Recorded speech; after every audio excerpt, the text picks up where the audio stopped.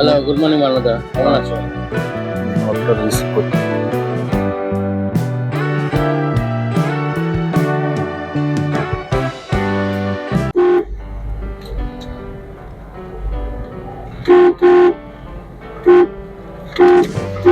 আমরা এখন যাচ্ছি রাঙাপাড়া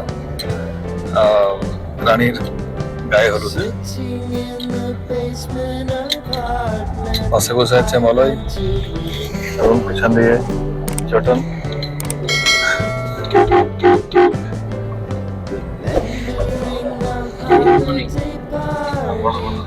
গুড মর্নিং। হ্যাঁ বলো, আর কি কেমন আছো? ভালো।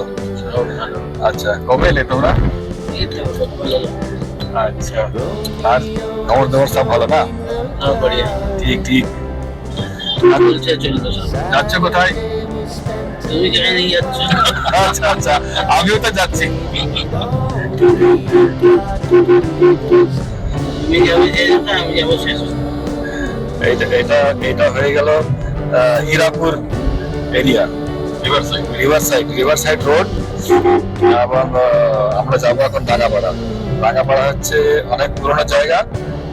আমারও স্মৃতি আছে সেখানে, মলেরও স্মৃতি আছে, ছোটবেলা সেখানেই কেটেছে। এইটা টানেল গেট মোড়, আর সামনে আছে টানেল গেট। এই গেটটা বোধহয় কিছুদিন পরে বন্ধ হয়ে যাবে। এইদিকে ফ্লাইওভারের কাজ চলছে। এই ফ্লাইওভারটা দিয়ে সোজা চলে যাবে ফ্যাক্টরির ভেতরে, প্ল্যান্টে। এখানে যে গেটটা আছে ওটা দিয়ে যাবে, তাই তো? না, এটা তখন হয়তো পেডেস্ট্রিয়ানদের জন্য থাকবে, বাট ইউজুয়ালি এটা এখন পারপাসের জন্য।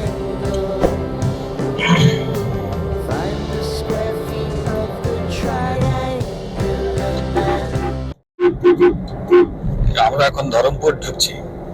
এই ধরমপুর রাঙাপাড়া যাবার আগে পড়ে।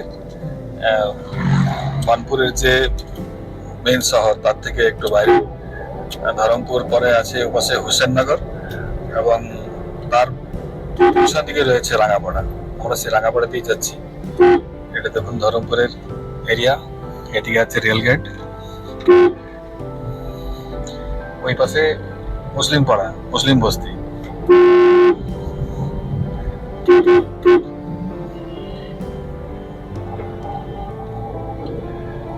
রাঙাপাড়া এখন আর সেই রাঙাপাড়া নেই। এরপরে আসবে এবিটাইপ কোয়ার্টার। এবিটাইপ কোয়ার্টারে মলয় সুমঞ্চিকো তাদের ছোটবেলা কাটিয়েছে, এবং সেখানে তারা তাদের বাবা মায়ের সাথে অনেকদিন ছিল, এবং এখানেই থেকে মলয়েরও বিয়ে হয়েছে এবং আমারও বিয়ে হয়েছে। এই হলো সেই এবিটাইপ কোয়ার্টার। সে ফেমাস। এখানে ছোট ছোট চারা গাছগুলো আজ বৃক্ষে পরিণত হয়েছে। ঠিক বলেছে, বৃক্ষে পরিণত হয়েছে। এই তো সেই রোড না? সেই রোড না, এখানে প্যারাডাইসটাকে ক্লোজ করো। Paradise marriage hall. হ্যাঁ, এইটা।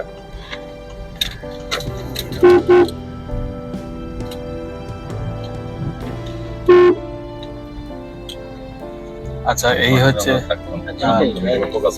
এইটা উপরেরটা না? এই বাঁ দিকের উপরে তো।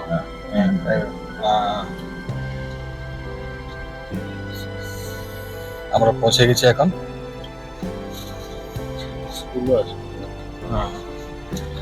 এদিকে হচ্ছে প্যারাডাইস ব্যাংকুয়েট হল। ঠিক আছে, যাওয়া যাক।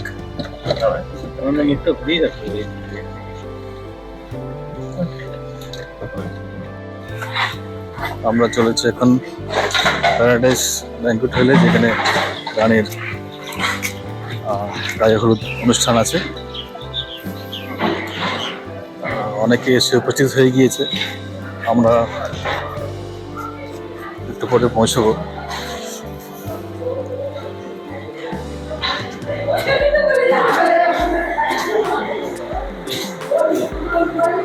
জেঠিমা,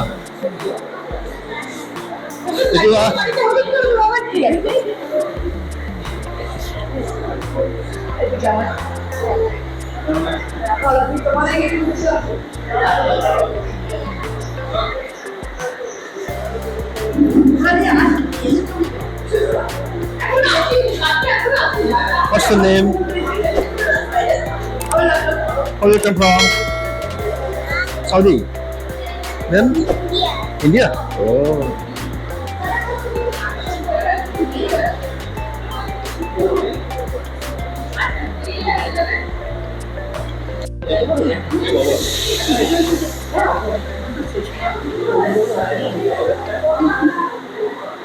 আচ্ছা এটা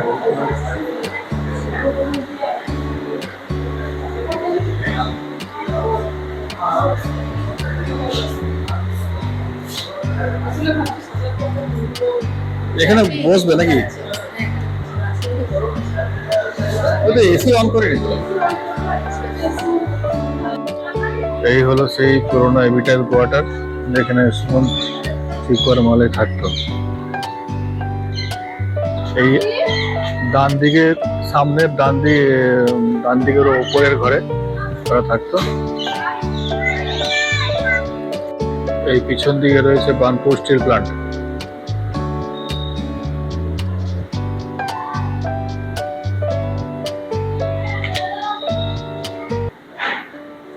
এটা হোসেন নগর।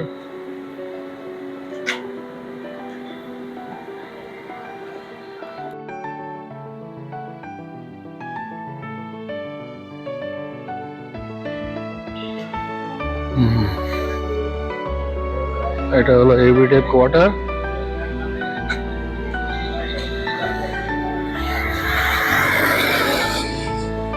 ঘরগুলোর অবস্থা ভেঙে না পড়ে যায়।